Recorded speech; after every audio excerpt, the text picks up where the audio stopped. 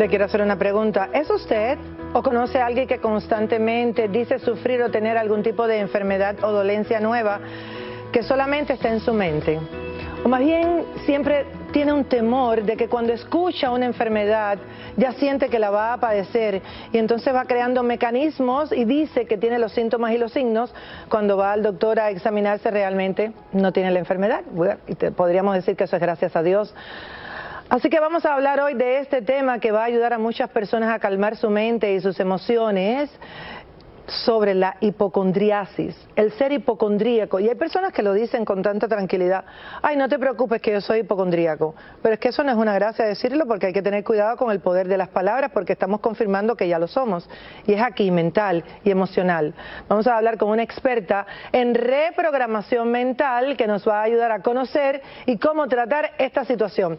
Bienvenida, Claudia Donoso. Buenas tardes, ¿cómo estás?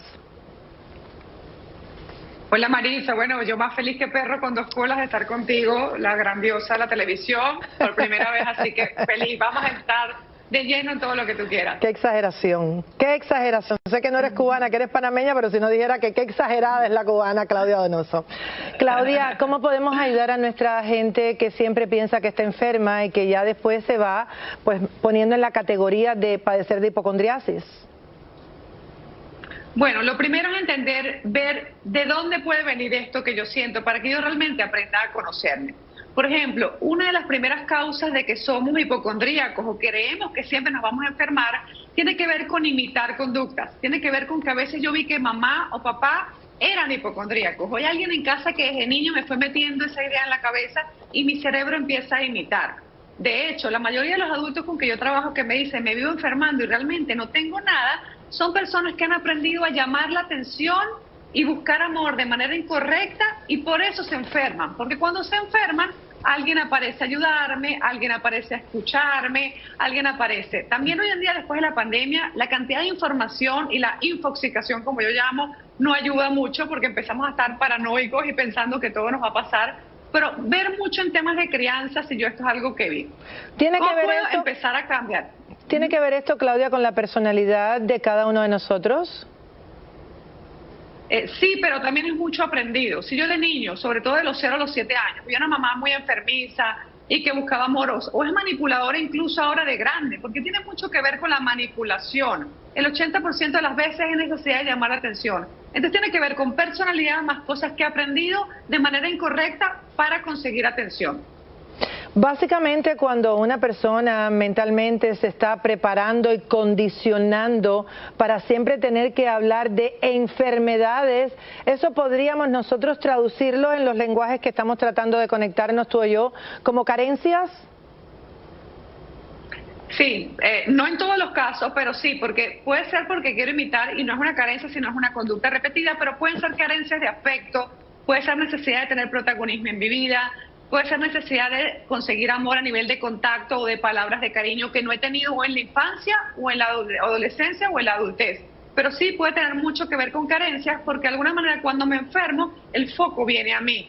Entonces, bueno, estar de alguna manera el cerebro, cuando me enfermo o creo que estoy enfermo, empiezo a ganar.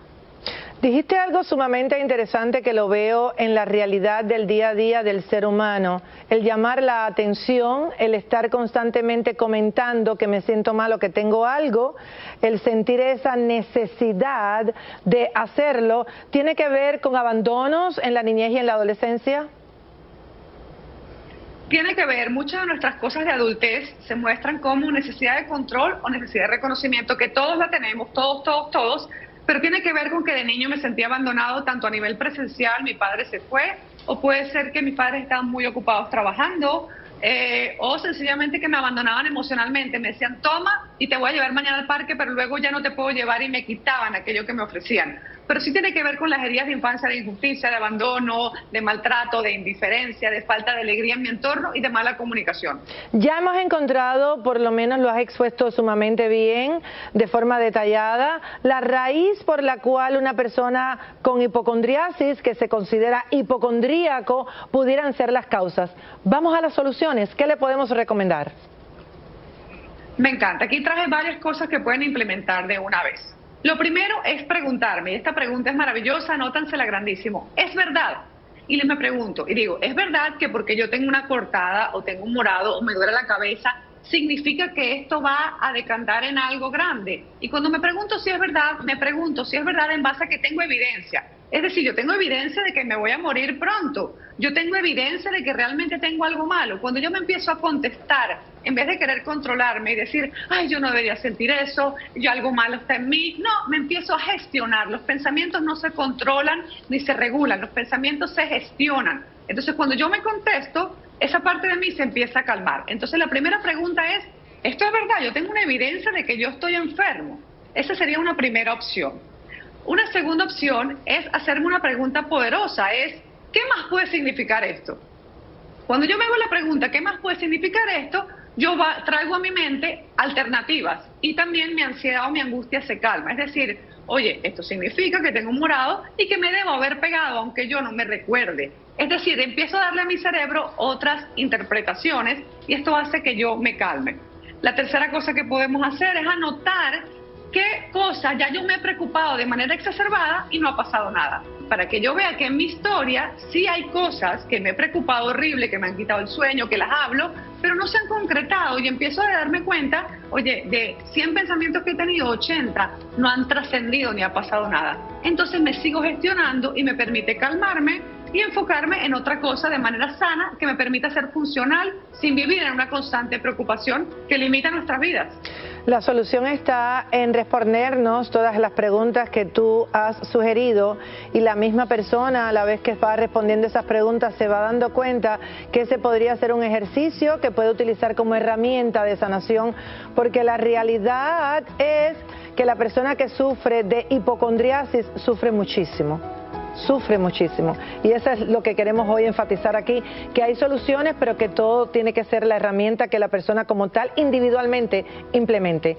Gracias, Claudia Noso, por estar aquí con nosotros. Qué tema tan interesante, entrenadora mental, que Dios te siga bendiciendo y que sigas ayudando a todas las personas a las que puedes llegar mundialmente.